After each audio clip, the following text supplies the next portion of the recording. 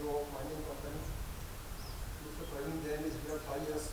We are working in mining area. And then on agriculture. He had signed the agreement with a university in US called UPenn, University of Pennsylvania in Philadelphia. More than 10 years we are working with them. And what was the technology? That you put the enzyme, organic enzyme in any plant biomass and it will get converted into ethanol. Wonderful. If it happens, it can make into ethanol. Yes. Into ethanol. Yes. And lastly, water is the left behind. We are going to make ethanol or plant, power plant. I would like that our CEO is here. On behalf of Mr. Agrawal, I just would like to mention that we as a technology company, we have 3 R&D centers, sir. 2 R&D centers are in India, which basically we are working on the enzymatic development. We are developing enzymes for different utilization. The basic objective was to, if we can't eliminate, at least we can reduce the chemical use in different applications. Be it textile, be it detergent, be it better textile. We have done a successful testing for 30% blending with cotton, 45%, and we reached up to 55%. That is the number 2 product we have done successfully tested over 30,000 farmland in India. Basically, the result which is coming out for the last 1,000 farmland, some has 1 acre land, some has 1,000 acre land, some has 5,000 acre land. So the content of the soil carbon is reduced almost to 2% of 4%. Instead of 2% carbon, it is reduced to 0.15%. So this product proportion by 20%, second test by 40%, third test by reducing 60%, 80 and 100. The best result, and add this, which is 3%. So the chemical proportion is reducing by significantly, and this component, which is 100% organic, is the residue. That pulp can be used for 3 products which we have successfully tested. 1, it can be used for biogas. Pulp. Which is the pulp now of a tree, of a So once we extract from the stem, we extract the fiber out of it. The balance is the pulp. We squeeze. Squeeze that. We get the liquid out.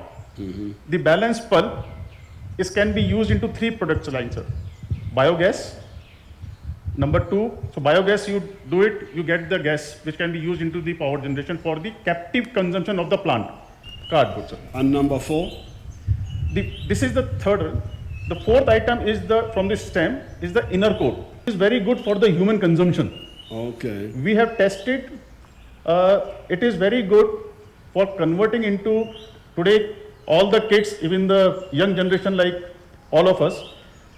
We like pasta and noodles, but those pasta and noodles is made out of flour. It doesn't have any nutritional value. This product is very good for that. For what ingredients are there? It has got certain the dietary nutrients, which I have got the chemical detail in the presentation copy, sir. I will leave it with you, sir. Okay. So, coming back to the point, sir, what Machia sir is saying, that we had successfully, when we identified this particular problem in 2020, in 2020 we started setting up the plant. We started setting up the plant for all the 4 categories. When we are the traditional farming, once you cut the banana and you remove the bunch, right, then that stem becomes fertilizer. Traditionally. True. True. It is called. Well, that's the stem. The stem, once it rots, but it happens naturally. You cut it down and put it in the garden. Absolutely right. then it becomes a fertilizer, Right. and then we use the fibers.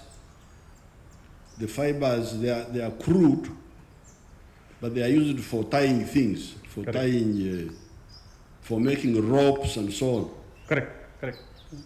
traditionally. Yep, sir. Right, sir. So there's no doubt that then there is what we call Mbarara. VCM, sir. We'll call him VCM, sir, as a vice chairman of the group. He always wear two hats. For him, whenever any development takes place, according to him, there are only two places which he want to do it successfully. He said, my first home is India. You set it up in India. My second home is Uganda. So anything that goes, you need to develop it in Uganda. Good. So taking the lead from there, sir, when this particular product was successful in 2020, there was a debate. In India, our office is in Mumbai, in Maharashtra, which is the state. The major banana belt is somewhere in the south India, which is Tamil Nadu and that particular state. There is one more belt in the Maharashtra, where we are setting up the plant, which takes care about 10% of the banana. Once we are setting it up, we were approached by Tamil Nadu state government. So there are 4 state government that approached us, sir, to keep it simple. So today we have a commitment where we have taken a commitment from the company perspective that we are going to invest $100 million in the plant which is coming in at Bombay, out of which in the trial run, we already spent $10 million, sir. And we are going further ahead. There is no question about of stopping anywhere. I would like Mr. Ishwaran to just speak about.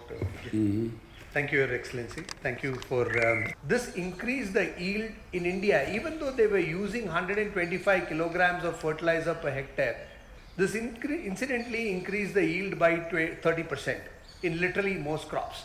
Whereas in our case, because we are less on the usage of fertilizers, our expectation is here that the incremental usage of liquid nutrients would take it beyond the 50% mark. So to that extent, we'll have a substantial increase, sir, in terms of our farm output. And therefore, you're not really eroding the soil fertility. In fact, I think Uganda, we also have a other issue to deal with, because we are also not using fertilizers very scientifically. We are also eroding soil fertility because we are not converting crops as much. We are using the same crop cycle. So the advantage that we'll have is we'll also be able to increase the crop cycles, and therefore with that we'll be able to provide actually a larger income base to farmers, at the same time increase soil fertility. So you have a lot of benefits both from an economic perspective as well as from the larger, I think, to the slogan that we have for God and for our country. So I think from the areas they had seen, they chose Mbarara, where they can put a factory. And they said they would need around 50 acres of land because they want to do something really big. And then they said they would put mini plants.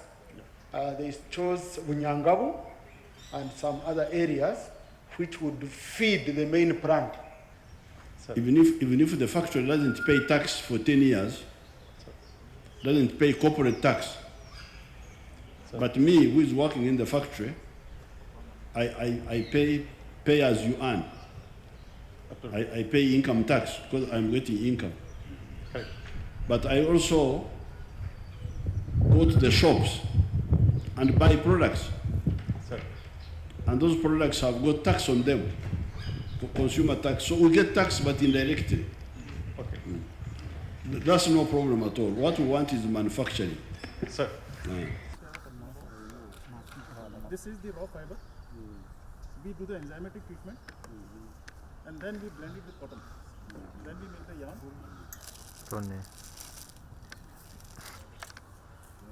This is 40% cabranas. We will leave this. We have.